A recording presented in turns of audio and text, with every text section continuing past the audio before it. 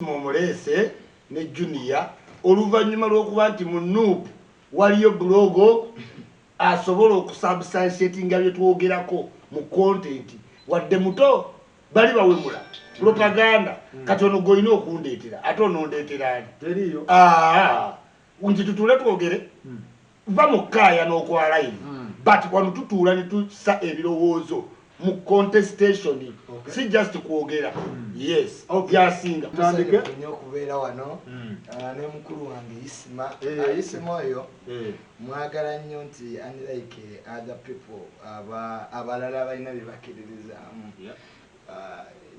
ebintu byayogera ebintu ebimu bituufu era nange mbikkiriza wadali yose politics wa Uganda ayingiddemu abaana afutolangi emotions Machiavelli agamba a politician must control three things: the emotion of love and the emotion of silencing wars without firing a bullet.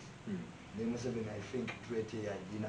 Okukakanya entalo gatokozesezza ki masasi. Kakati amasasi ga politics wa Uganda chechi information. Ne kati abantu abasinga babeera ku internet yo blackmailers, they don't have content.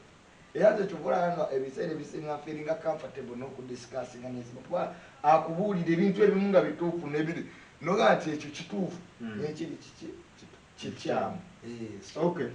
Ensonga ezitulese okwogerako ne mirundi kwe kubeera nga mbadde mujjukiza ebbanga lyonna ti mirundi oli articulate oli young but misguided bimaze ne bizuuka nga gurupu gyalimu yalina ogivaamu very fast bakola ebintu byakifuula nnenge aswaliddeyo bwereere aswadde mirundi oswadde yes because how can you omwana omuto asomye psychology asobola okutegeera n'otunula fa trust a party like a Nuupu kati bajjeyo omusango mu kooti do you know the implications ozimanyi tutandike ndowooza omusango twogere ku musango tugende mu maaso njagala osooka bategeeza mwenna batuwuliriza mwebale tuwuliriza mwebale kubanga ku gospel life ne Farouk sanyusa nnyo nti mugenda tuwuliriza leero ne minds ezoogera ebintu ebyamagezi muve kubawemula ku internet muwulirize bintu bitugenda okukola ki okudiscussinga okujja omusango gwa president mu kooti si kyekintu kyomala n'okeera bukeezi kwogera ate Bobi Wine okujja omusango gwo mu kooti olaze bannayuganda nti oli selfish koza omusango si gugwo gwa Nuupu nga pati gw'okwetumiikiriza ne ka komiti n'ojjayo omusango ate nga tonna gujjayo na mbutuufu bwagwo ogujjayo mu just kwogera bwogezi press conference. That's not how we bajjayo omusango. Implications z'amaanyi Nuupu pato ogitadde mu buzibu yes bajaji bantu tomala gembalasinga institution ya judiciary kati olina abantu 13 b'oclaiminga munda mu kooti ate ogamba nti kooti ziri bias Justice Sekana we yasala omusango nti pate kibalama wagimujjako mu butuufu kwolonga si kooti ntimbi awo kooti zalimbi oyina okutegeera Faruku okujja omusango gwa president mu courts of law eyo nayo application owandiikira buwandiikizi kooti ate n'olinda bagikkirize tewali baluwa application Dinam Junior omusajja byayogera obiwulira Nuupu kibiina kyo Nuupu kibiina kyange tutandike ku musango Nuupu yagenda mu kooti was it necessary it wasn't necessary tutandikire eyo ndowooza It was a disaster for us because nze bulijjo era ne ku programu zino zonkyazaako nasigala ngamba nti Nuupu yali erina okubeera ne post election plan bw'otaba na post election plan oba ogenda kukola ensobi mpitirivu one mu mateeka tulina kye tuyita substantial effect nti obululu bwonna bwe bakubba mu Uganda bw'ogaa nti President Museveni yabba bwe babujjako tafuna bitundu 5 50+1 bimpukiza ggwanga tokoma kukyogera bwogezi nolina okubeera ne declaration forms mu Uganda because Uganda is a constituency and failure twali wano ne Uganda okufuna aba polling agents babiri ku polling station okwetooloola Uganda weetaaga billion 7 so opposition yaffe ng'amawanga gonna aga Africa they find finances so difficult to get. So in failure to have because you must prove to court. Ekyokubiri gwe kyotamanyi Judiciary is not political. Judiciary chokolanga musango gwa Mbabazi ogwa 2016. Judiciary is not political. Is not political. Are you sure? Lwaki amateeka mu 2016 balodonize Makerere abasomesa Makerere bajja bagayidinga ekkooti nakugamba yo judiciary omulimo gwayo ejja netulanga judiciary oza lwaki bayita land friends lwaki tebeyita gwe toli land friends nange kyokolanga emanjagala ebyamateeka ebyo binsumwa nkubira muganda wange ono lawyer mu parliament nangamba nedda gwe toli land friends kati bo ba land friends zibatuula ne bava mu Nuupu ne Museveni nani ne baka judiciary kati twetaaga ki what should we bring to shape future leaders and future elections kakati n'olwekyo nze mbalaba era kizibu nnyo oyinza okusanga wafunye lawyer n'oli n'afuna lawyer isima tulina omusango gwe tulimu n'afuna lawyer naye nga lawyer yasoma ku ssomero lyerimu Makerere University ne lawyer wange bo ne batuula ku sserero naga interest ki guno tugufunyeemu ki. So what am I saying? That Bobi Wine would first sat down nga bwe twagamba tulabe, do we have a substantial effect? Substantiality. Yes, that was the main issue. Okay. And secondly, bakuwa ennaku 15 okufayiringa omusango ogwo. But Supreme Court eyo yagwa test esooka nabo balina ebizibu. Supreme Court yagwa test esooka. Ku musango gwa 2016 abalamuzi bagamba no. Bino ebya time frame tubijjewo. A person can get a judgment without technicalities. Yeah. Because omulamuzi oyo nze kyenalabye kye yakoze judgment ye ey'okugaana obujulizi bwa Bobi Wine tekoma ku musango ogwo. It is a precedent even in other sectors. Basobola okubbako ettaka lyo olwaleero. Court negate precedent was set kwa Bobi Wine twamuga naawe ofayirinze leeti. Naawe ettaka likikwata. So ku musango gw'Honorable Mbabazi ebyo byabijjawo. Ekyokubiri abalamuzi abo nabo they are not grounded in constitutional. Omanya abalamuzi nabo balina sectors. Tulina betuyita constitutional judges. Kati ne constitutional lawyers awolukwago omugezi mu ebyo y'omulodi mu constitutionalism emisango egyo. Ne wabawo ng'oliye mulungi mu criminality. Mujenkoko babbye ebibanja. Kakati abalamuzi abo nabo tubatunuuliremu. Nakugamba Odoki, omulamuzi Odoki is a consultant in sub-Saharan African countries. Consultant. Nti amawanga gamwebuzaako constitution. Kanyehamba was taken to Kenya. Okuba yamakumbi yo constitution. Kakati adono bati katulebe waawumula agenda mu nteeze kuba teri asobola mukola kite yasobola mu consulting. So n'abalamuzi baffe nabo tuba kyekireeta saba friends of court abagasomesa Makerere to guide abalamuzi bano because nabo bakono tebajja. Ekisembayo ekyokubiri Bobi Wine kino ekyokutwala omusango mu court nti it was done out of excitement. Nuupu teyasooka kubala bulungi nti ate toyinza kutuuka mu court ate ng'owaddeyo omusango ate n'oguwithdrawing zeduza twandigusigaddemu ne tumanya nti twakola ensobi kubanga first of all that case is now a public interest ngono kyagambye tosobola kuvaayo binoga nti kati ngujjeeyo court must approve Junior isima yaŋŋamba oyindi gye nfunyeemu abalamuzi ababadde mu musango guno bakibogwe tebabadde ku standard ya musango guno balodonizi tebabadde mu kintu balodonizi obutajja Junior kimanyi osokoleke balodonizi be Makerere obutajja mu kooti Junior akikubuulidde akikumalidde yoyo amagezi gayina okubikkiriza obutajja balodonizi mu kooti kitegeeza omusango tebagulaba mu kantu konna oba yagulopa tebamulaba mu nsa lwaki oliye bajja okitegedde balodonizi bajja ku misango egiyinamu ensa guno tewabadde lodoni no. Two, ekyogaana obujulizi bwa Bobi Wine bantu bakitegedde bubi bamugambye waloopa obujulizi bwe wagamba buli bw'oyina bwe tukyalinda ebintu bye wagambamu byebimu byokola ki byoyagala okwogeramu bugatte lumu obuleeta omulundi kuki gumu naye ng'ali ku bya Ssegonambu buli mu bbanga tobawuliddeeko nti waliwo buli mu bbanga obujulizi. Let me tell you waliwo ebintu ng'obiyiga mu mitendera era Besigye yagamba nti mu politics tolina bipya by'ogenda kukola ogenda kubbanga ogenda oyigamu ebyo by'osanzeewo ng'agamba Bobi Wine The reason why Besigye ye distancing between Bobi Wine yategeera nti out of being a celebrity and a superstar then turn into politician is juggling two things, fame n'obuyinza. Kati akola statements eziri reckless. Kati ngene ey'okugamba omusango guvuddeyo simanyi ndeese emmotoka ejjidde ku mmeri kusanyusa interest. Yes. Kati nkugamba nti you must prepare. People power teyali ready genda mu kooti. Era we bagamba tebagenda mu kooti. Out of nowhere nakera ku machanti kati tugenda mu kooti tumanyi tebagenda tusalira bituufu naye katugende tubambule tabalinze bambula. Implication. Toddeyo mu kooti gwe nga party president. Are you sure you will not go back to court? Omanyi you embarrass a court nekikusanyusa nayo ino tunulya ku kyekigenda okuddako. Will you never go back to court? Abantu boyina mu makomero abeiro bagenda zijjawa. Nze nnonda babuza bwenti nga mirundi bwagambye mwali mwetaaga post election plan temwagirina. Ekyokubiri golowooza mu public egenda situka.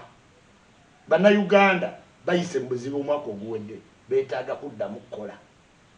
Eyo Uganda ate kati omusango guzza mu public court. Election ye public court. Kata are you citing people to riot to do what? So nze mbadde ngamba bannopu mukole muti nabawadde amagezi naye manyi gye gali gajja nkimanyi president oyo mugenda mu impeachinga very soon. Mugenda mu impeachinga bampuuga kwa Segona yalina reportinga ng'abadde akulembera omusango nti tututta application mu court bagistampinze tusaba okugjayo omusango mu kooti olwo president n'olyokojja ku pressa toyinza mala googera bigambo anyhow. Mulindirire implication ne fines. Ekirala mugamba muli baavu naye yagambye ali ready ku cost ezigenda ova mu kooti. How can you be comfortable okusasula kooti esente zegenda owaye nale ngoyina abantu mukomera okitegeera? Wow gw'amaanyi ogajja wanti tujja sasula. Omanyi sente nga otawanyiza Chief Justice Manya Museveni tibwabulwa Attorney General ne Electoral Commission. Kati Junior ekintu kya kooti nupu yawabira isi newabira tibuhabulwa newabira Attorney General. Omusango guno isi yabadde egamba abaloya baffe tebannaba kigira oba tugujjayo tetulina biwulira ebyo kitegeeza ki? The only solution is one that nacho okukitunulira nti affidavits zetwatwala mu court. You see, you don't need all that to win a case. Ne witness babiri basobola okulanga obujulizi singa mu court tutwala roll number. You don't need many. But the problem we have, you don't need many. Singa court tutwala buli mujulizi bichi, but the problem we have the people who sign those affidavits abamu baba kwata ebitongole ebyokwerinda abakuumanga obululu baba kwata ebyo ebya drone era abasinga bosinga okuwulira nakuuma akaluuka Bobi Wine emukono nakuuma akaluuka ki. So without kubanga kooti mu musango gwa Honorable Babazi Ogwabiri kooti yagamba tetukyayagala kusoma affidavits kuba abantu abamu balimba.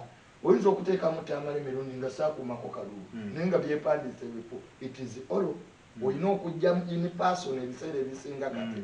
So naye ng'abamu tebaliwo. So the only thing kyayogedde ekibi nti nga bwe nagambye nti judicial as a sector eyinza okuganga against NUP as a party. Sometimes ebintu ebimu olina obbirowoolereza wala nti birina implication ey'amaanyi nti n'abalamuzi kati bano abaatuwa ekibiina ba justice ane yatuwa ekibiina yasala nti NUP bagironda mu mateeka kaakati ate ekizibu kye tulina nti ate eriyo abazzeeyo okuwakanya obukulembeze bwa Bobi Wine era kale ate mu judicial enyiivu.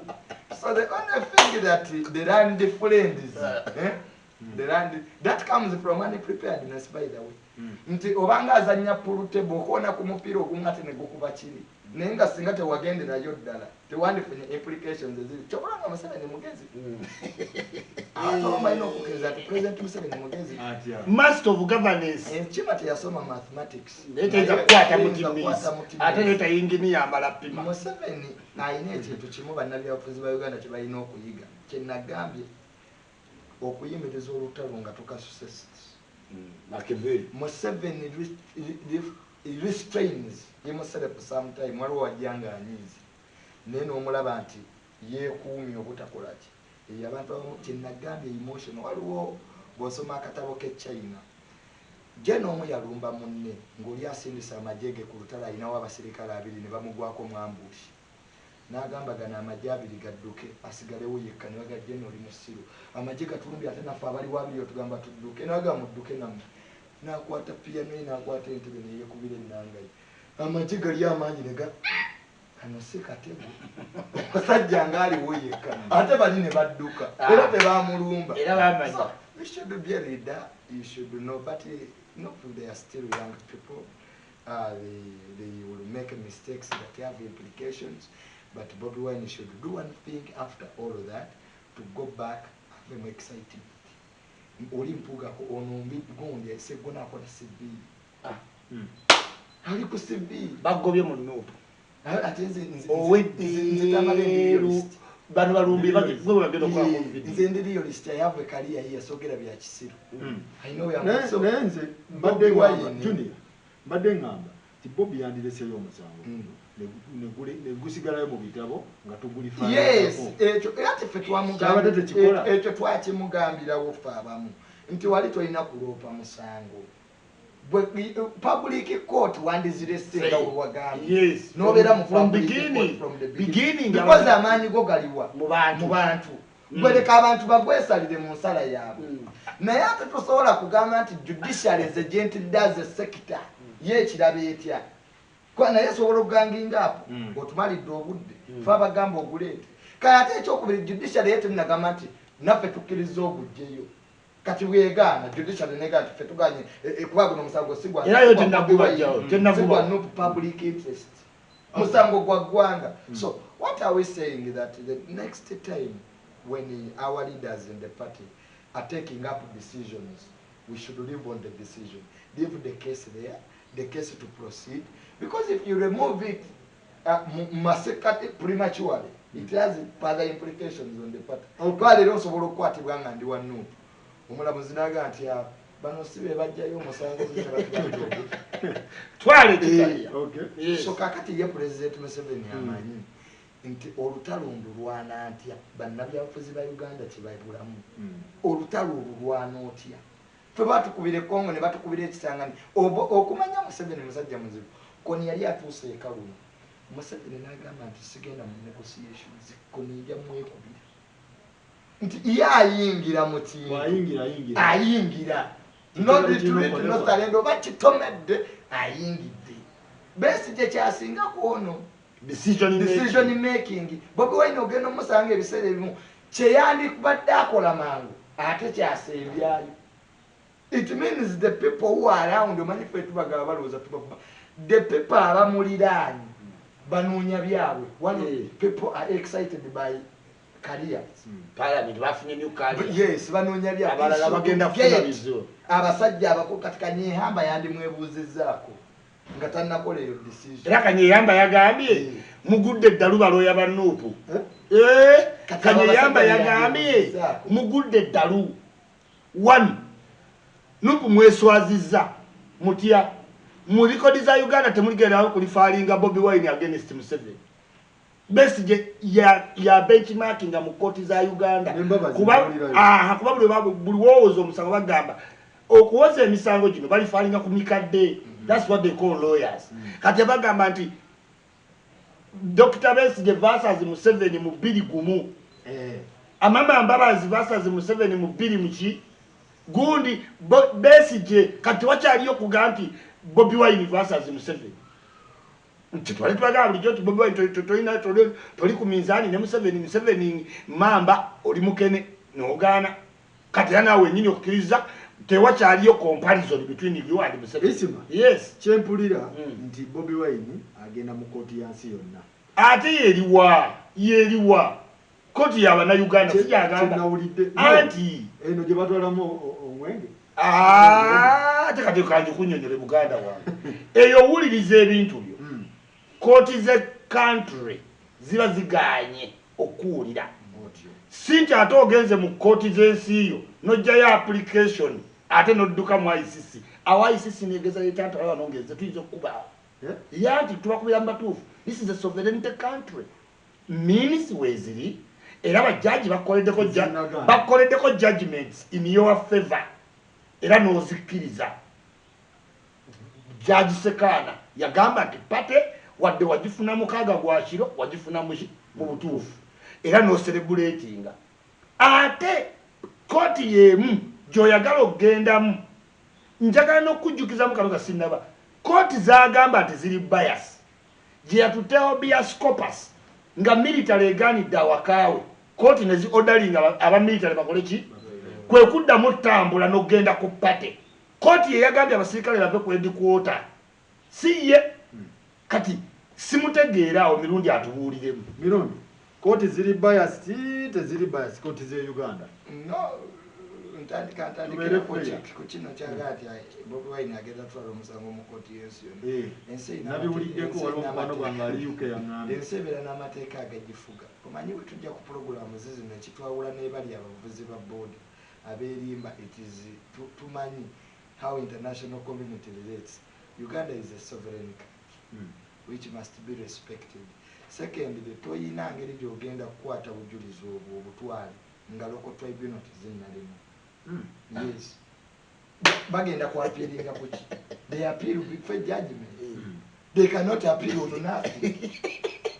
There is no judgment. Now what? Nti omuntu tanneetugaata omusibye baapiiringa ku muntu eyeetuze. Kakati local tribunal zimala kulemwa ezaawano obanga olina evidence kati olina evidence ya substantial effect. How can you go to ICC? Kwa nabeera kye bagenda osooka okuga declaration forms ziriwa nti ate abamagye baazira ekyo you see mumalamu maanyi. No, sikumalamu maanyi mumalamu maanyi waliwo ebintu ate yagala bya segirinya emotoka ebuuka simanye nga bituufu. Ekyokubiri kooti za Uganda like any other courts mu nsi yonna oba wa Uganda kyeyina okukola nti ekizibu kyokka Judicial Service Commission ekyuse ennonda y'abalamuzi. President Museveni balekerawo mutwalira amannya. Secondly, judiciary bagiweebere nga yeekwatira ku kitabo ky'eggwanga ereme genda mu parliament yo bagikkiriza okukwata consolidated fund ne judiciary kyetaagisa baleme okuwandiika nga okulinda nga president namulaba kwa court nga alina byabasuubiza n'agaa tugenda nakwongerawo ba magistrates 149 per day. Ensendala zikola zitya? Ensendala kakati tulaba Kenya omulamuzi bamulondera ku TV ate ekyokubiri before you become a chief justice olina okuba nga olinayo emisango ina gyakasa Meme de Wasala. Owinyi Ddolo yagamba nti yasiba abasiraamu bano abakuba bomu n'agamba nti omu yasindikira munne messages terrorism act banne bonna ne baprotestinga nti okusindikira ono message an act must be something that is done. Owinyi Ddolo gwe babadde balese Justice Butera awo bonna olina okgendayo olabe musango ky'ogwakasa Meme Justice Butera gwe yali asaze. So judiciary naye erina okwetereeza. They should have financial muscle balekerawo okulindanga executive ne parliament okuba kwa abo babeera bafuuse bakozi bazire sector kwage masiga agafuga eggwanga. Ekyokubiri abalamuzi abo balina okugenda nnyo grounded mu constitutionalism. Ekyo nakyo kikulu nnyo.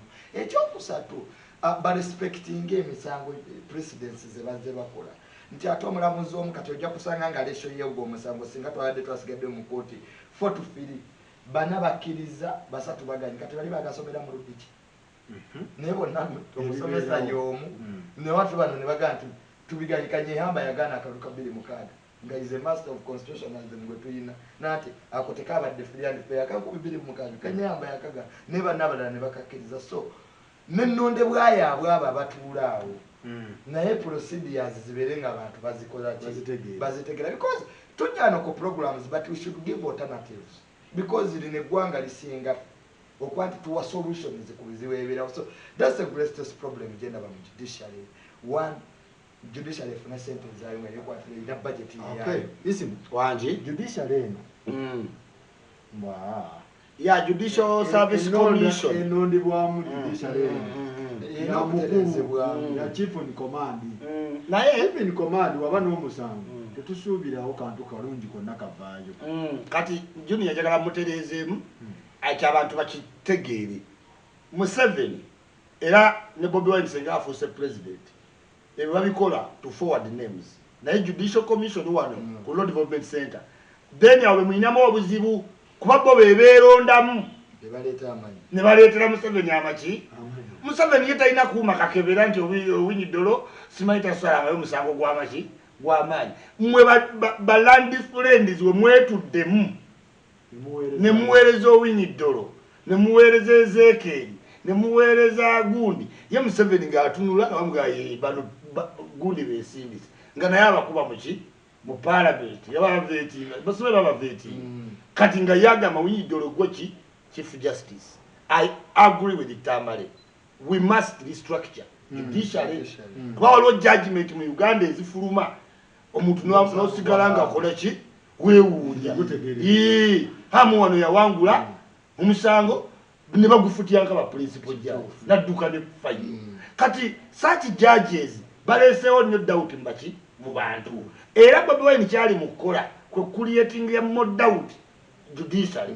Kyemmanyi nti wadde Nuupu yeeswazizza naye ne bajjaji muswadde era odo winidolo ku civil okutandikiddeko ekintu ekiki ekibi kubanga gugo basaitize gaki problem ne bajjayo muki omusango. Ndowooza bagenda gikozesanga yardstick okutereezaamu bobeki benjaji mu Judicial Commission naye egenda kwetereeza. Kyensaba sandi yagadde eganginge up ku Nuupu kuba ekikolwa ekyo ekyakoleddwa si kyaba Nuupu bonna kyaba Bobi Wine ne bano baluwongeya. Kati omuntu wa bulijjo awagira Nuupu kulo infect ezigenda omutuukako kooti bajjaji bantu nkugaye bajjaji bantu era ogenda n'ovuma jjaji ne bakwatira embaale munne naawe amumpeereza eno ne bakuweereza eno n'akusalira genda ekitali bantu. You don't want to get your new job, get embarrassed by somebody on arrival. Owinyi ddolo yakatuukako ogwo omulimu buli lwo yakolera kuba kifuki justice. So kati gwewobola akameyiringa n'oteekayo byonna n'otuuka n'ojjayo omusango siviyo n'ogidamaginga tolowooza nti si muntu. Yes kakati kino kirekawo abantu abaluwa fe bamuwagizi anti kyenkugaye kati Kafaluuku abaana bangi abali mu kkomera ku bya Nuupu si kyekyo oyina obbaleeta obafunira ebbeiro kati oze ku bajjaji oyembalasinze bantu ngono wagambye bayinza oleeta jaji naga sibe bana abakatu embalasinga notwononera omudya kitalya nga tufundikira gundi eno Nuupu erina oliyirira kooti oba biringa byanserekwa Nuupu ejja kuyirira kooti. Nuupu ejja kuyirira kooti. Ekyokubiri abalamuzi abo nabo baba bakubadda bu bajeti bwabwe ebiseera ebisinga katola omusango gwatugikwatako abalamuzi abagirimu bafunayo akasente miliyoni nga 2 n'okusoba nabo baba bakuba bajeti yabwe naye nga Nuupu ejja kuyirira kooti ekyo kiri ku kubuuza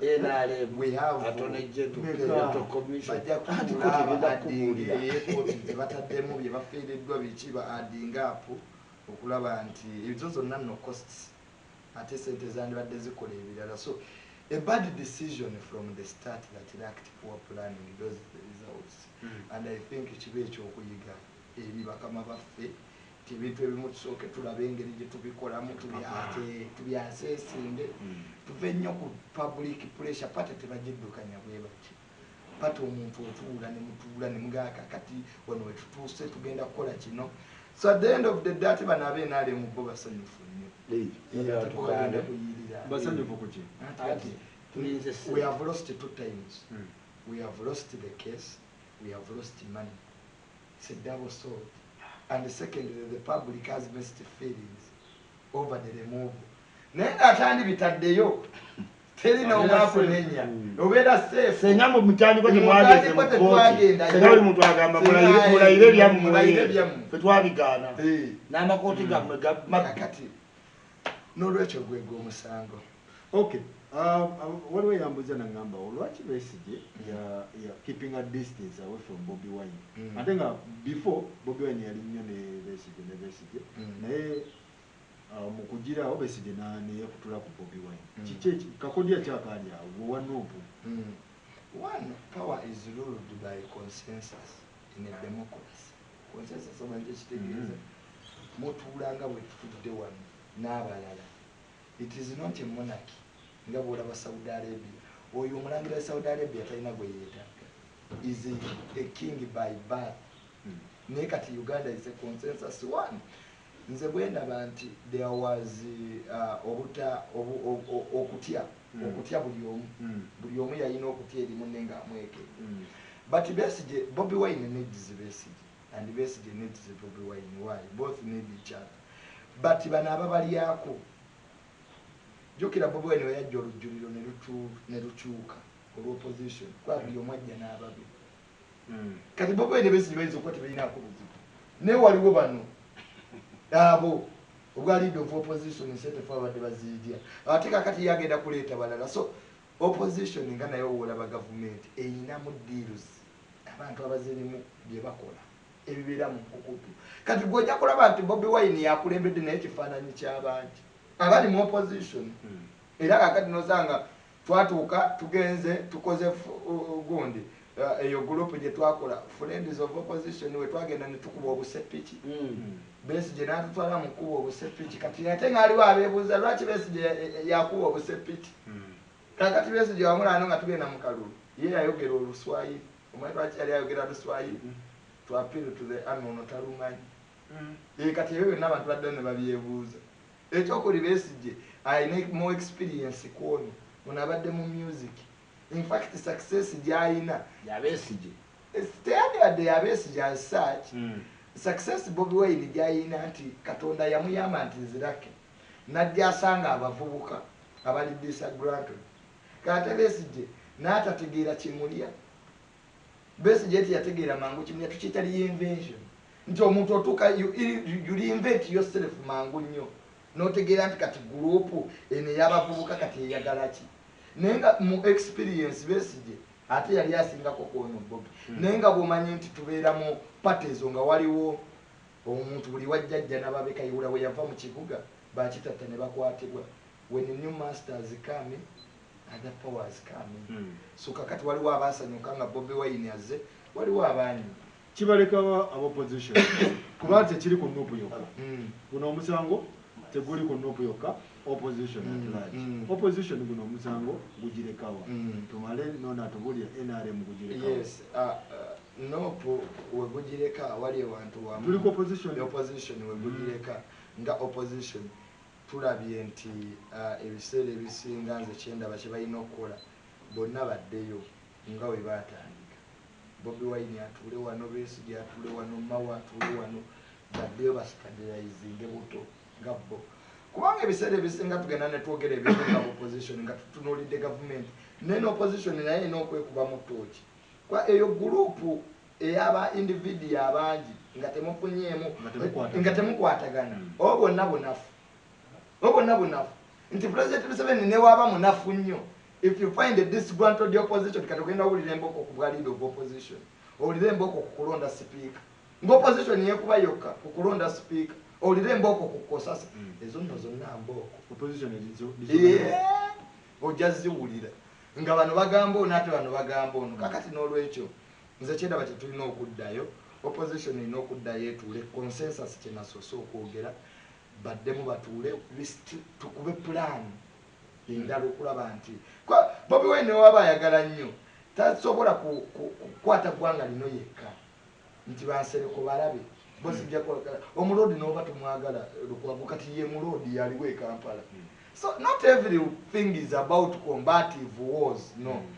it is negotiation. Okay, this is njagala kubuuza lwaki bano bakandidates bonna ababadde beesimbyewo mu kalulu kano ekintu kino bakivuddemu omulundi gumu bezwe Bobi Wine n'aguluba n'ekintu kye n'akigoba n'akitwala mu kooti kati bali mu kuseka. Bobi Wine yaleeta ekintu kye ekibi mu politics, scavenging, cannibalism mu banne.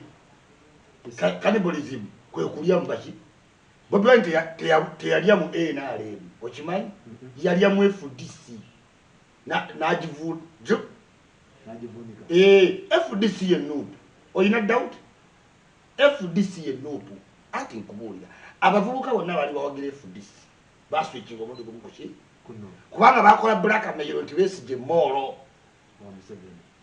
kati you don't leave a comrade depleted okitegeera kubanga goyagala bwaki kati bali abo opposition bulala babalabanga bano opportunist okitegeera yes wajja no blackmailinga FDC yaluzinze ba MP bonna okijeko bwa leader of opposition kati mwagala kwogera ki ne Besigye kati ali mu strategy pate eringa company totandika pate nolowooza nti efudde myaka 10 embarrassment okitegeera FDC inotula wansi FDC ina abantu ab'amaanyi banandala mafari kati balinawo mu strategy Besigye n'akimeyo ki mumuvumye mumuvodde mumuinsultinze okitegeera.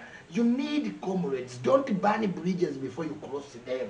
Museveni omulaba akalulugwa nga extending a leaf nga mamba balaba ku farm nga ayita kwa bedi bwanika. You need to extend negotiate tofuuka enemy wa buli omu mubikuba oyagala fuuka ki president FDC mbi bonna bamoro tewabanga opposition iyo ne opposition eyaddala kati oba yegowa ddala nga bakwatamu nga bakola ki bakikulekera naye balooya bo bagezi tubaaye Lukwago yamala nga immediately nga Lukwago babadde baagala musuuza kibuga yegatta ku tiimu egenda owolerezamu no kozi Lukwago alaba fa tayinza kwekepingako bunnitiki nitiguriti naye kuva mu ntandikwa nga bano bonna banne tebamwagala bani bano basime batumukunde bane bonna nga tebawagala Bobi Wine batumukunde benaale bamwagaza ki yandi beesibyeko bwesibi ngamba banne aba opposition twagala olimbe Faruku campaign zimaze emyaka eki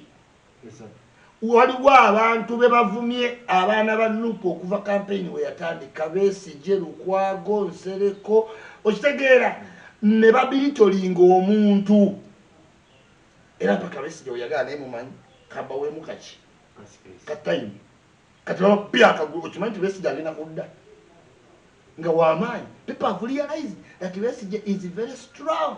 Kyoka Bobi Wine abantu bamuggyemu ebintu ati bagenda muggyemu obwesigo mangu ebintu obikoze mangu ekikula mangu kifa mangu ojogendera ebintu ebikula mangu amayuli tatata myezi ebinga amayuli bagaggyemu kali tuusa akulira ebbanga yes enyanya anga tuzigazigenze okitegedde in politics you need strategy kati Nuupu ina kukola ki Nuupu kyalina okukola kiri kintu kimu to get back on the ground bazimbe structure bakozese emiliyoni ez'esatu kuba ne Besigye zeyalina tezeyongera 3.5 abo bantu bangi otandike pulaani ene badde manifesto odde mu kirungi abadde alina bavubuka ogibasomera mangu kuba mu campaign ate tayogera ku polisi yonna slogani yali kyabaddeko kati otegeka abavubuka abo kubanga Museveni mugezi ayina abantu asatu pa sub count ate agasatu agayina mu NRM najja n'agakola mu operative system ya diso miso wiso nagasatu okitegeera pa sub counter NRM egenda ovaawo ng'erina abantu 9 kati multiply with Uganda kati Bobi Wine yeetaaga structure nga abavubuka mwebali n'abagamba ekintu kimu mulaba twafunye miliyoni ezi mulaba nga tuze emyaka eki ne tuzoganya kyetulina okukola mukimanyi twongere tunyenye gine emeka 8 that would be a good plan naye ogamba tate nze ndese kati abantu beesalirewo ate nomano gate sibatumye kukola violence kati obeesalirewo ki saagala tube violent naye tetugenda kusalirawo mufe ng'abaki ng'abantu tewaliyo okusalawo kw'abantu kuyinza kujja with a good judgment kuba bonna buli muntu asalawo bongo so obatuma kukola ki okay Junior eno wini ya NRM wini ya opposition wini ya NRM lose ya opposition no tewali we are winning tewali we are losing it is just a reflection of how the opposition should look at a post-Museveni era and should have a post-Museveni plan. That happens in politics. Politics is like a soccer. Yeah. It's success after success is bad. Success after success is bad. But you should go streamline and know your power, know your power base to have 3 million in this country. The government is there. Start from there.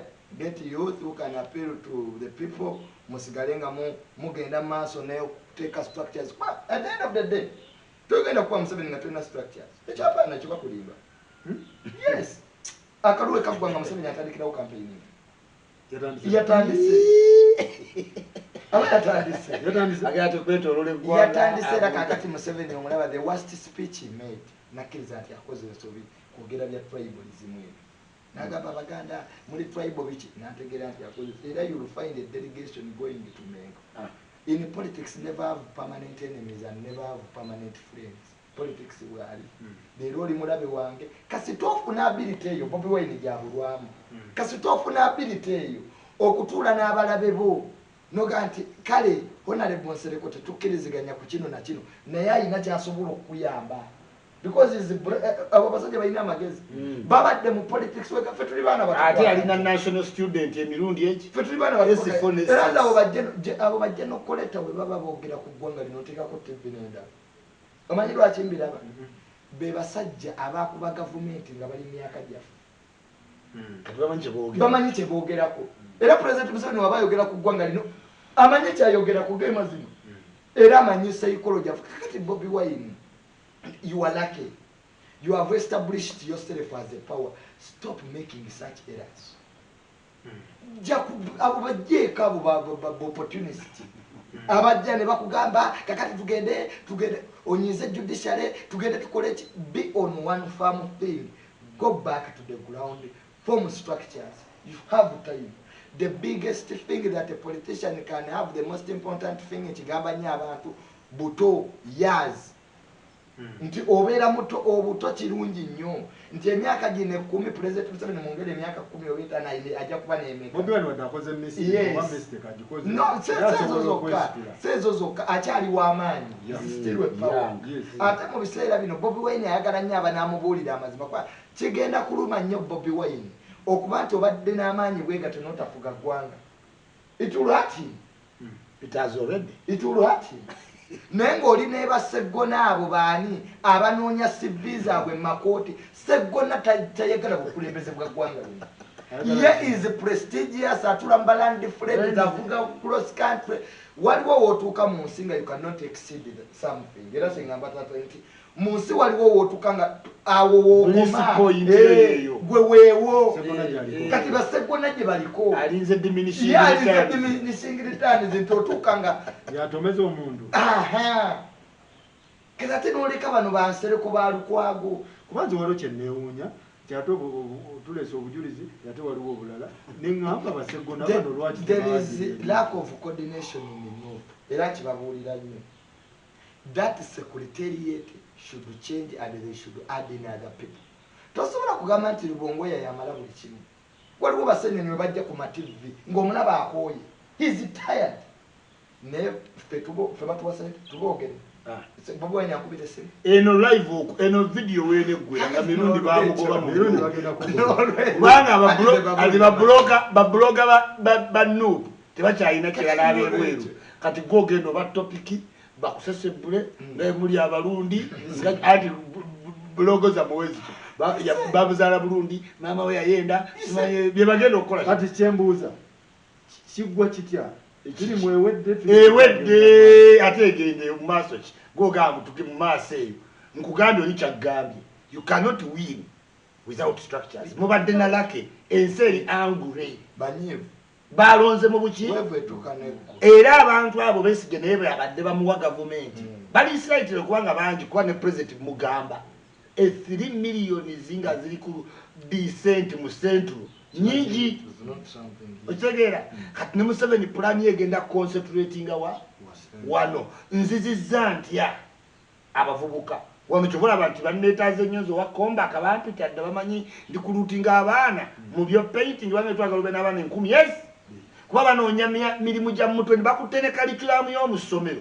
ne bagiteekako nti kompalusa olina obaayo n'omulimu gw'omutwe era kati egenda kukola ndi ku kakiiko akakola yawedde bannayuganda bategedde nti Museveni tie tulina oyiiya akakodya akaki akalala opponent abadde w'amaanyi kituufu kati Bobi Wine kyalina okukola kiri kintu eki okugenda ku ground asibe structure kuba waatakikole omanye kigenda obbaawo senga Lukwago enkyefudise mukkiriza okwesimbawo senga Nsereka akola pate bannayuganda bali mu mudu ya muntu agamba tusonge kati gwe luwolaga yamu nga bagenda n'akola ki n'atambula look for the example twala wano bifo by'omu kibuga if you make a restaurant or a bar and you don't rename it every year egwa this is why agenwa governor Mistiki you have to change because Uganda is wagenda na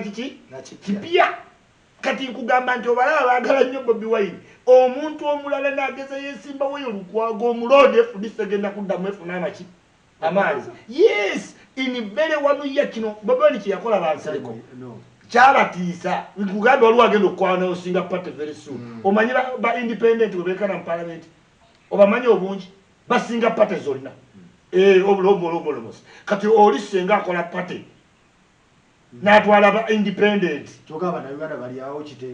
anti enseri angule golabyeko mu kalulu kano nti nno omuntu yayogedde zino polisi zengenda okukola era okulonda babadde batika londa ambuleera si londa muntu balonze n'abantu batalabangako ensi nyiivu ekitegeeza gwe wopa wamu ko banyiigidde n'ofuna emmotoka yo n'owummula omulala n'ageza agamba nti naye ngenda kwesimba Museveni nga Nsereko nga bagamba muyogedde tuge ku mmotoka kantandike ne Tamale Junior emmotoka eno yazze naye abantu boogedde ebigambo bingi Bobi Wine ofuna emmotoka wazi baadi oba timing mweyagifunidde. It is his right as a person to get a car. I don't want to discuss cars because those are peasant things.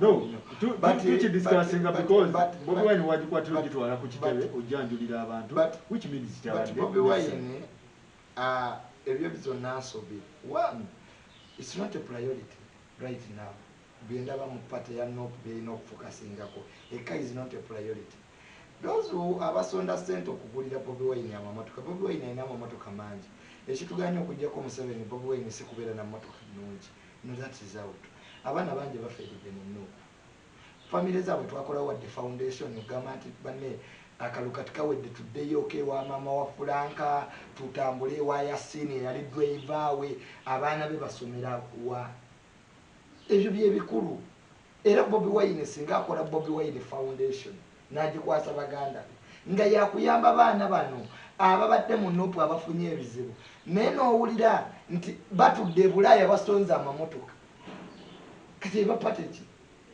is a priority zibuzeewo besi joyo musajja mugagganya naye mugezi besi wava mu Nuupu sikutege ati zejogera kati ebintu byawedde byabayimbi Bobi Wine ave mu bintu byabayimbi ebyo ebyalayivulizimu guledi Bobi Wine gye yatuukako si yakulaga motoka ku kitebe nti beekubisezaako serifu Sauda Madada nadde agomaalo febe tetubiriimu ono strategist wa party yammwe fe tuli bani struggle okutte abaana batutte ebweru mu kabuga ebyo byonna babesige goloza tebayinanga famire zaabwe ne waliwo ebintu ebimu abo abasajja abanyankole balina ekintu ekyo goza Bobi Wine yasinga abanyankole amamotoka wadde nko twaleka ebuzigo olaba abagayina abasirise kakati n'olwekyo fe twalemeramu alayivulizimu ebyo emotoka ya bullet proof ya bulletproof owa bano bayisima legitimacy dikuba amasasi nabo bakakase tuwe ya bulletproof era tugirize era bagirize tumuteeka mu wetu ku sawa ya lero tutina omusango gwe tukoze it wasn't necessary it was not necessary. Those funders that are abroad should concentrate on priorities. What is the priority? Building structures. They need money. Twaina ba polling agents across the gundi mukaru ngogule motoka yebukadde ebitabu kakati nze yajja mu struggle kati struggle ye motoka naffe twefiiriza ebintu nebwatuje tubulanga watuukange wabesi jabera mu katishati kembwe kuseeki goyinza okulowooza mwavu naye kati twotandikewo yo life ey'aba celebrity oguza amamotoka baganda be nabalaba balaga amayumba ne bayamwe muli basiru nagamba kati baba nti mutrustinge n'ennyonyi y'aba president nembagamba mmwe kyemukoze ensobi kiri kimu abaana ba president musibe gwalora byeka amaka gannatasa talina maka tabagayina mbulirayo muzzukulu wa Museveni gwomanyi erinnya oba omulaba mu public domain manyeyo kamu bw'otuuka ku status ng'eya Bobi Wine waliyo life gy'oyinuvaamu ebyo kati byabano abayimbi Kamiliyoni yabuze nga tempya nagikolabwa oba wagivaamu you are now a power. Bobi Wine should era newe mwandigi musanzeemu mwandigambye nti Bobi Wine should only appear now in developmental things that take the country forward. Takyazanyirwako takyaleeta mmotoka Toyota etalina Mercedes Benz case nga balese Mercedes Toyota car je tuliko je tudibetingirako. That's not his class.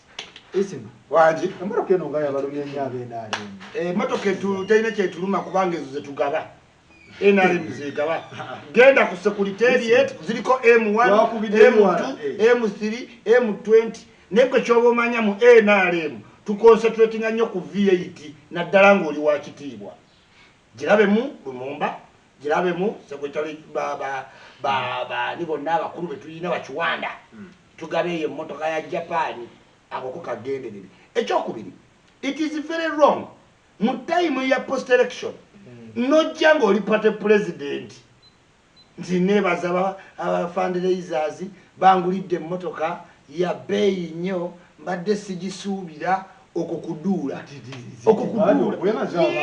ono kyakugambye Besigye omuyita mwavu nagenda erukunjire wa General Jim Wezi naŋŋamba ku lukunjiri tiye Besigye yasingako ennyumba ennene n'enzirako naye ennyumba ya Jim Wezi eringa golf course ennyumba ya Besigye erukunjiri n'ebisenge 40. Yes Besigye Mandela bamuta mu kkomera ng'antu bamuweereza ebintu yayambalanga socks ze yajja mu kkomera ez'ebituli abantu ino reflectinga kyobagamba. This is why tosobola kulaba muzzukulu wa Museveni naye ng'abamu kati batuuse n'emyaka egigenda mu military bagenda dda bali 19 because balina omujja mu public domain oleme kuba na bwavu bwo kati bonna bugende baamu omwana wa Kalowe mwana wa president. Yes mwana wa president the only difference is that mama wo teyaliwo mu time Museveni we yali akwala okitegedde otherwise nawe wandibadde ki mwana we kakati toyinza kulaga bintu bimu politics akalulu kaluma abantu bagetinga bali under emotions nyingi obasudiyiza abaana bali mu kkomera senga abantu abasonze emmotoka eyo y'emiliyoni 8 bogamba bakutteyo nekyagambye foundation n'osabira abantu b'ebweru nti bane tusonda tuwe ku family ezifiiriddwa emitwalo egyegi egya $, otandikewo foundation olina n'amaanyi agazimba Bobi Wine school abaana ne bagamba n'ogamba abantu muyingiremu ono kyagamba omuntu otuuka n'ofuna omukisa gwa Bobi Wine you have emulated yourself. Is very lucky oyo guy kaka toyina kudda mu bintu byakyalo musimanyi motoka yajjidde ku mmeeri. Why is causing a diversion? Omusanga agujjayo tayagala abantu be baguconcentratingako okumunyiigira because it's an excited young group bateekemu V8 simanyi eri muttoli simanyi weekulaba ng'egamba oyo Isima weenaaleyo kati bye balimu omuntu eyatandika ng'ayagala kgenda Ntebe mu Ntebe kati bali ku self ya motoka eyo yo alabe konfamiga yachagulanyi petulina buzibu kyatala atambuza bigere ono kyagambye era abadde muzivi parliament egenda ebadde yamuwa V8 so ono mu Uganda V8 si kyanjawulo wabula ebyo bitulaga ekintu kimu okyali mu sensationalism kati bwe tukukwasa power ojja tawanya presidential jet beba president na agende eno ku nnyonyi yaffe kubanga okyayagala nnyo okukola ki okulabika obulamu obumu obeera party president olina obwexcludinga ngono wakoze eki wagambye Besigye tolowooza talina masuuti nalowooza lwakyayambala eyo to reflect to the people balwanirira ti ndi omu naki kati nze ndi omu naawe ng'oli mu V8 ya miliyoni 600 sisita wange ali mukomera mukanubira miki kati awo mugamba ki naye sima kiba kizibu nnyo Bobi Wine tewali kyali akoze ekirungi n'omusanyukirako ayiye muganda wange nkugambe that boy is strong he has emulated himself is an important person atawo bwogambira simusanyukiddeeko oyagala afukamire wansi kubanga nze sigambye ti emmotoka tagisaana nkugambye bad timing and perception si emmotoka agisobola era abadde alina n'escalade ku myaka 20 kati tekyewunyisa but we are saying nga munnaali mu kkomera ng'okiraiminga gwe wennyini nti baana bali 10,000 ojjawo amaanyi agasanyuka ogajjawo nga mulimu n'abafudde abadde alina kukola ki eyo emmotoka gijjayo emuvuge kati buli kyogaa buli wabadde mu mmotoka asooka tuwulira ti yange abadde ne V8 ze bakubya yamala tubuulira era bwe tumusanga ali mu V8 Bobi wuyo akoze eki ayise who doesn't believe nti Bobi asaana oba mu V8 ne hama okitegedde but the perception okutwala abaana ebweru ennaku 5 ne badda tiketi ezo gozimanyi ovaano paka Amerika bamalayo wiiki ne badda perception okutravelinga si kyekibi yes golabako abaana ba Museveni gobamanyi nti bagenda travelinga abaana be abazuku no Museveni awangula Besigye lwa kintu kimu he gives the Ugandans the guarantee that my family, my grandchildren, me, my cows, we are here.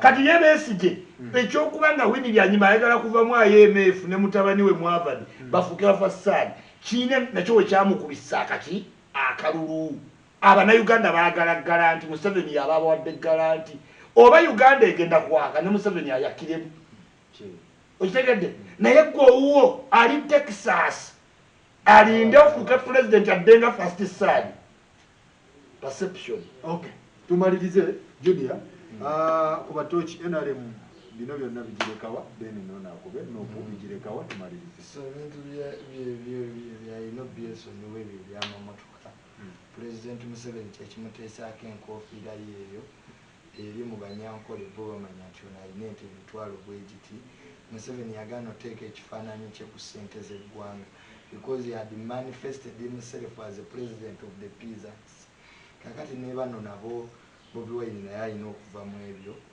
n'adda mu bintu ebirina priority kati timing biki teriyo muntu alwanirira kyekikuba Bobi Wine kati komiti ekimukuba kati nze kye akakiiko kakola nako akakiiko kakola nako bagaanyi banga basinga bajja kunoonya byabwe era kye nagamba bakyeyamaani nti gwe kyeyamaani nziteekawo office nagambako ne mutabani wa president general muwe gwe teekawo office mu kibuga ng'omulimu gwo gwakuwuliriza feedback okuva mu bantu naye buli woobeera emageri kuba Bobi Wine kati ennaku zino okumulaba kizibu you have become a president before even a president olina byofiirwa secondly ffe abagamba amazima ffe tubeeramu ezo political parties gubanga mupiira kuwagira president Museveni naye alina abamugamba amazima golooza mu sseru n'abawuliriza naga nti gundi kayogedde bwatyo tugenda kukyusa menge ye munyiiza nnyo kugamba speech ze bakola n'anyiiga naye naga kiri kituufu kyeboogeddemu kino nagenda bagambye ekiri era genda yoola so nupo ebyetaaga Nopu ebyetaaga mu kiseera kino because these are 5 years oli mu political limbo. You are not anti kakati batandika okupima who are you. Va mubiri ebi excited kati gwani ozito wachi. Era nabagamba omuntu best je mutie the most difficult time kwe kuva mu kalulu otuuke ku kalala. Otuuke kalala ngokyali wa macho. Best je wa macho. To hold the opposition for 20 years no fuganya no sigala in public domain abalalo bafa bikutuko babiralo kakati nzishenda ba national unity platform chetulino kola is to go back to zembe structures is to go back abantu abali ebweru bakwate sente tufune bali representatives n'abantu waliwo abantu abalina omugaso mu story nga tulino basembeza nnyo mu secretariat nga they have the brains to do so kakati fwe bamu batulabanga bambega abala batulabanga bayekera nefe tetwagala kubeera mu secretariat zaabwe.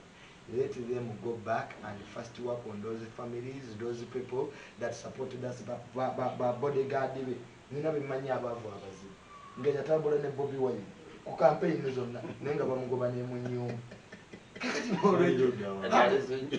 bakirewo mbamanyi ayakirewo mumanyi kwa yes bijuni yabaga bitufu akirewo aina sente mumanyi akirewo n'omwana we mumanyi sente kijali byekugamba bitufu kati abo bonna abaana abatubeererawo bwogulire emmotoka y'obukadde obusanvu you can afford a salary y'emitwalo 5 buli mwezi obitegeeza netusigaza abaana n'aba diaspora yandibagambye nti miliyoni 8 olw'emmotoka tuluteeke mu sako ekiwulira nsobole okuba n'abantu kubanga right now mutambulira ku social media naye n'okubateeka mu mainstream boogere abantu nga wande ne Joyero Ssenyonyi ayiseemu practically lwakwogera ku TV nga bantu bamulaba is good handsome young esobole okuba nga espreadinga ki message emyaka gineemeka nkugambye ekintu ekisinga mu bululu mu kalulu ekizibu kwe kukavaamu no maintaining mpaka bwogenda mukala bemupi bagenda ffe ebikutuka abagudde ng'alinda 5 alaba tekikola ki yamanyira okukeera ng'agenda ffe otuvangako ababeera mu bwavu omwaka guno n'oguddaku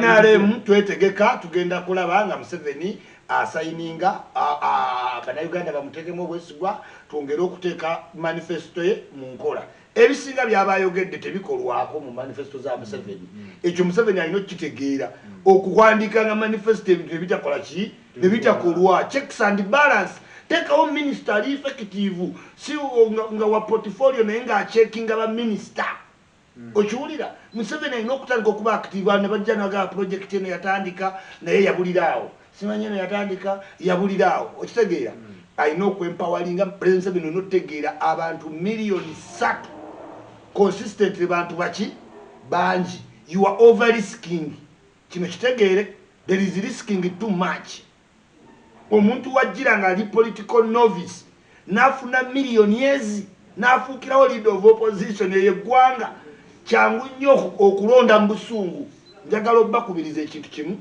ebyobufuzi byawedde tuddeyo ku basics okukola kyetaagisa gwali obusungu bwogenda okuba nayo mukana akalulu bujja genda bukkaki mpola bulinga cupa ya soda ojja genda omanyira nti tewawangudde mpola ki mpola.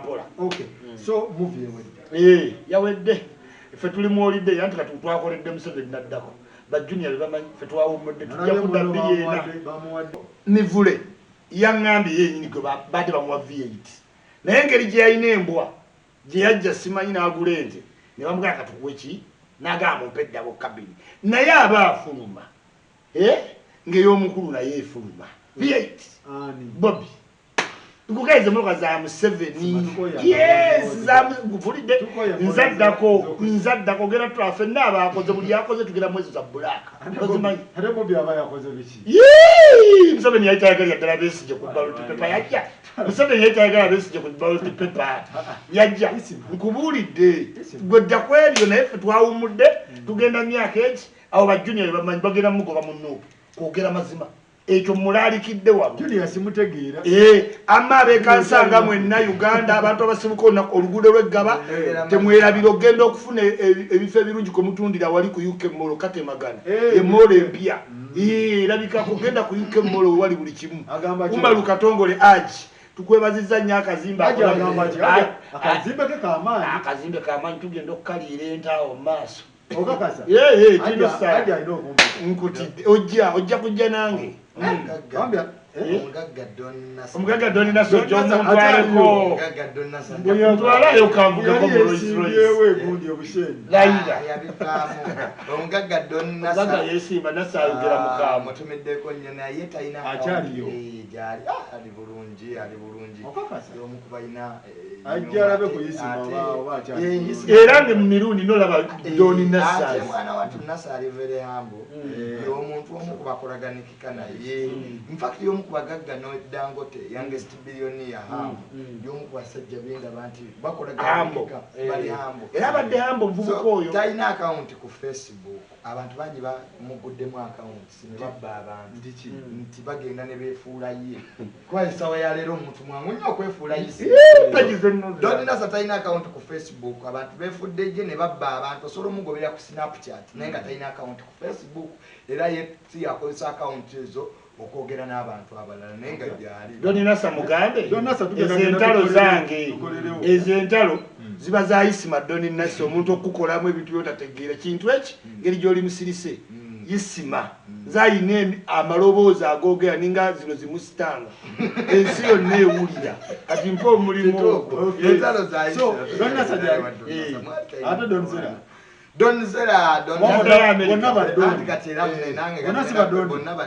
Donzera yaddayo Amerika omusango ogwo gwali gugize omusango ogwo gwakwa omusango tukyagugoberera oba yaguleka era sizagutambuza naye nga kati byaddayo bambi mu Amerika n'abaana be manyi kati abakazi ngaabo abakulukulu abo era njagala kukola ya association yaba bebawasa sijanga bakuwasa ate nebintu binsobedde nze bintu byammwe ulira Junior balwasa balumba mwana buto kati ate bano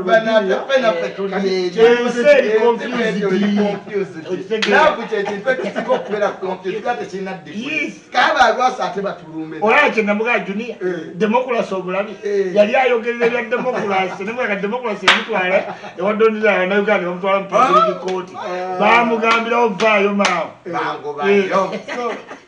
naye kyenalagasa nali simanyi nti eddo manyi okukwana kukooya nnyo naye nalaba abakazi bwe beexpressinga obusungu abaana abato ku Junior naye nga wayi Junior oyagalwa abantu onobanga kitaawo abawala baakaayana abakaayanira ki wenza olaba yisima nze ni mukwano gw'abantu bangi olaba me am an educated person I don't give a damn what you do in your life gwayisima abantu bangi babeereyo nga bato ate ekyokubiri nze saagala muntu mwavu njagala nnyo okukolagana n'abantu abagaga abantu abaavu omuntu akugendera mu mmindi akuloge olw'oggula ekikopo kakati mwana watu abagagga abo tubabeeramu not because that twagala tubabeeramu ne idea oyiga nze bwe nsanga mbabazi olwaleero ng'alimu enalemonalebomubuzi ebya politics bisooka ne biddase nodda ku kitiiye wandebo obikola otya because at the end of the day kiki kyosobola okuteeka mu nsawo bino byonna ebyobufuzi tukuba Museveni tukuba n'abazzukulu ba Museveni they have a future which is guaranteed era Museveni agamba ng'otuuse mu State House nti nno nze gwolaba wano natereeza obulamu bwange n'obw'abaana bange n'abazzukulu bange n'abanajja naawe tereeza obuki lekerawo okulowooza nti nze Museveni ow'ensanvu mu etaano gw'oyita omukadde ate nze gw'osuubiramu okwenajayizinga ofune ki sente nze nyinza kuwa words of wisdom kati mune tubyetaaga nnyo ng'abavubuka tubanga tutula n'abasajja nga bano babaddewo balina ekisoni naga Junior mubuuza ono ntera omukubira essimu muga ekintu kino nandikikoze ntya abavubuka abasinga obungi tebaagala kwebuuza tufuna abakola ensobi nyingi anti muzemo muzoguvuma abakadde kimanye yisima mukadde mubuuza kitalina kyangamba badonizera abo nze okubeera n'abanuupu nga tebampa ssente nga bakeera kunvuma n'okubeera nedonizera akwate miliyoni 5 nazibeera nedonizera kubanga ye ssente ate zampa kwenwa amafuta ga situlago ate nembakolera ku bwereere bakuwaddeyo mmeka mukono naye balina bebawa gwe tolimu bebawa naye ngaate muboogera ebyamagezi yeggwe naye bakwata sente ne baziweereza ettake nedda teyeetaaga kuddamu NRM junior alina otegeera to be balanced ng'oli mugezi teweetaaga pate nze kati NRM ngena givaamu kuba enkozesa ensobi neetaaga kuba objective yes era NRM mbabuulira kati mbalimu nga ogundi mbalimu direct ti Museveni muwagidde naye kati ebyokalulu biwedde ngenda babuulira ddala ekituufu kuba nze siriiwo nakola nsobi okwessa mu bya pate nono fe tulina kuba nga tusitrimulayininga sayidi zonna yes nina okuzza ensi mu balance naddamu ebyo mbusimanye NRM ekola ensobi ekitegererewo yes I'm going to be your biggest critique si kubanga sibaagala because I must do the job before tegunnatuukawo bweru sinza balabanga mukola ensobi nebaleka nze kankubulire fakyogenda okukola no tafanga musajja mugezi era bwe nali nyenda mu nuupu yaŋŋamba mwana wange otekinze decision eyo naye never enter something when you don't know the enemy never enter something nga tomanyi balabe bube baani omukenku ye bwe yaŋŋamba omukenku never enter something abantu bamuwulidde emyaka nga tomanyi gy'ofulumira naye NRM akuba bonna n'amaiza naga nti ye president Museveni bambisiyaliko ye master atakyuka ye gwasibirako amanye NRM bikyuka naye ndi kumusabira naye NRM bikola nange munuupu mmanyi nti ate abalabe baffe abasinga ate bali mu pate zino omuntu obeera objective akukwogedde biki naye ng'ate owa NRM ye akutte peni waayisa awandiise emirundi kyayogedde kituufu awo wokka naye wapate yange naye bawulire vidiyo y'okuwemula ke bayiike tebamanyi nti abawemuzi si baabwe babawa ssente kupulantinga kibiina tetumanyi balabe era ekikuba toyinza kukitegeka tumanyi politics wapirika ofa mangu olina kubeeraweranzege tubadde neisima junior watewatubeera wabeerawo issue ey'amaanyi naye tugenda tandikanga kukola bwe tuti ndowooza nejja nabbawombera nnyo tuvenga mbintu tutuuke nga tutuule tumuwulire si byakunyumira oba oli mu NRM oba oli wa UPC yeeno tuba tulina amagezi mangi nnyo okubeerawo ng'osapootinga busapootinzi buli kijja simanyi abavuga fayiro naye nga ebituufu ebintu byayogeranga bifu tulina okwejjamu ebyenanga ffe tetuli enanga simanyi eyo munyenye simanyi guuli tulekerawo okusanyusa kati oyo tubadde mu kampeyini omanyi mu kampeyini bikkirizibwa nga oli wagambye ba land friend baba bagenda mu musango gwe gumu nga ne ba mukwano ekiyowa kiwanuka kasiringi seggona baki ba mukwano so ekyo bannayuganda kyenjagala mutegere biri bigwedde era NRM njagala bakakasa tokola ensobi nga weesigudde nti oli wa NRM naakuleka kati tugenda mu checks and balances yes kyekyeetaaga